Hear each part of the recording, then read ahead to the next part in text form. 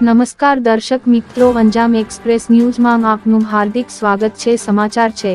રાજકોટ જિલ્લાના ઉપલેટામાં વર્ષોથી સેવાકીય પ્રવૃત્તિઓ કરી રહેલ જૈન જાગૃતિ સેન્ટર દ્વારા આજે શહેર તેમજ તાલુકાના ગરીબ અને મધ્યમ વર્ગના બાળકો માટે ખૂબ જ રાહત દરે ફૂલસ્કેપ ચોપડાનું વિતરણ કરવામાં આવ્યું હતું।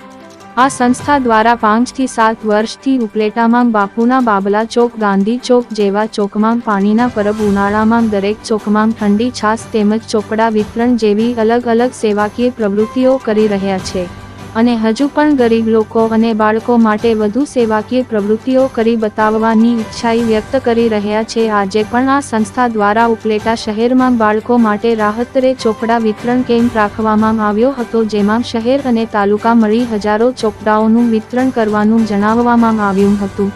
તેમજ અતિ ગરીબ બાળકો માટે તદ્દન ફ્રી ઓફ માંગ ચોપડા વિતરણ કરવામાં આવ્યા હતા, જેમાં ઉપલેટા શહેરના નાગરિકો, સામાજિક આગેવાનો અને રાજકીય હોદ્દેદારો ઉપસ્થિત રહ્યા હતા। અહેવાલ ઈમરા સરવદી સાથે ભાવેશ ગોહિલ, ઉપલેટા।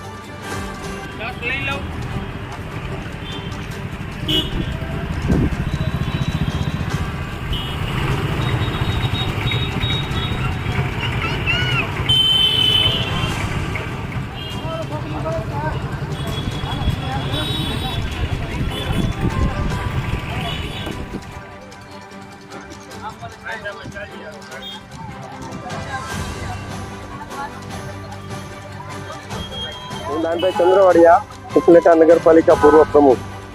આજ રોજ બાપુના બાવલા ચોકમાં જૈન જાગૃતિ સેન્ટર દ્વારા ચોપડાનું વિતરણ છે।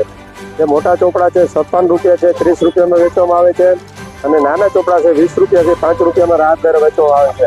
ખરેખર ધન્યવાદ છે જૈન જાગૃતિ સેન્ટર અને એના અશોકભાઈ મારી સાથે જે પ્રમુખ તરીકે છે અને એના જે કોઈ ટ્રસ્ટના જે કોઈ એના સદસ્યો અને સાથીઓ, એને પણ અભિનંદન છે કે એ હમણાં થોડાક દિવસ પહેલા આ બાપુના બાવલા ચોકમાં પાણીનું પરબ, છાશનું વિતરણ અને 7મ 8મ ઉપર જે કંઈ મીઠાઈનું વિતરણ કરે છે જરૂરતમંદ લોકો માટે।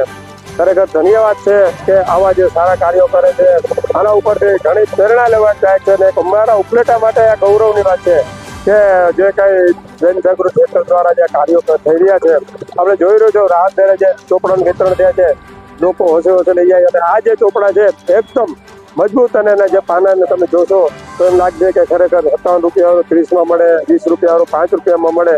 ખરેખર ધન્યવાદ છે અશોકભાઈ અને એના જે આખા સેન્ટરના જે કોઈ એના સાથીદારોને।